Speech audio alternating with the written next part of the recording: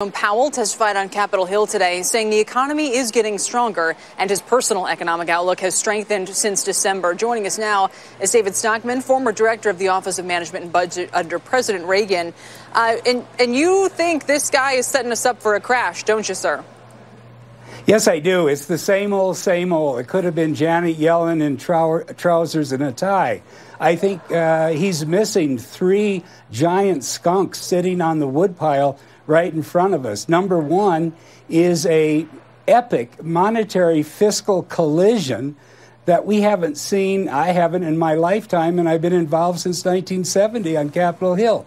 Next collision year, of what? starting October, because starting in October, fiscal year 2019, the federal government's going to borrow $1.2 trillion, which is an astronomical number for 10 years into a business cycle expansion. At the same time that the Fed is on automatic pilot, everybody says they're going to be shrinking the balance sheet. They've pivoted to QT, quantitative tightening, for the first time in 30 years, and they will be dumping $600 billion of existing bonds into the market at the same time. So you have $1.8 trillion of government debt looking for a home in fiscal 2019.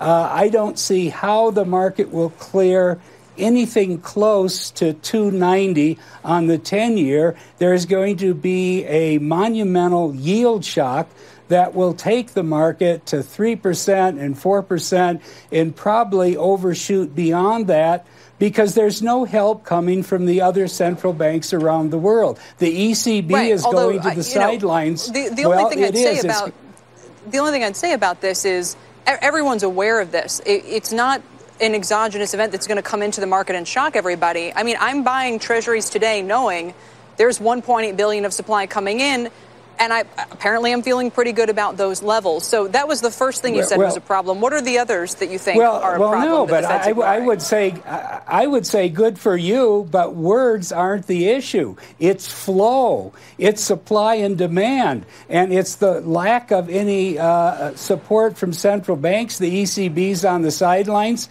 and what's happening in China is they're finally trying to get their massive debt under control. So I think the market may know they're speaking the words, but $1.8 trillion is going to hit the bond pits like a tornado, and yields are going to soar, and then all the front runners who have been buying the bond because the Fed was buying are going to start selling, because effectively the Fed is selling. Now the market at 26 David, times... Why is $1.8 trillion scarier than the net issuance of $1 trillion a few years aar, which the market absorbed at historically low interest rates? Because the Fed was buying bonds hand over fist, as you recall. A small percentage, They bought They bought $3.5 trillion worth of bonds, drained it out, and it wasn't just the Fed.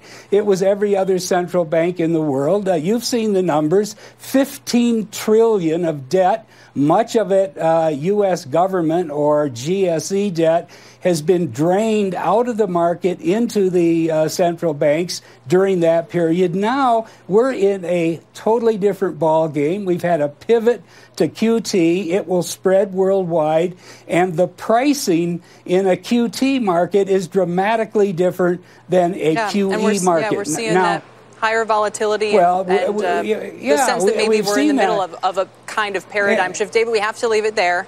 I know you have more points to make, so come back, because this guy's just getting started. There's going to be a lot of time for Yellen in a tie. That's David Stockman joining us, formerly working for the Reagan administration.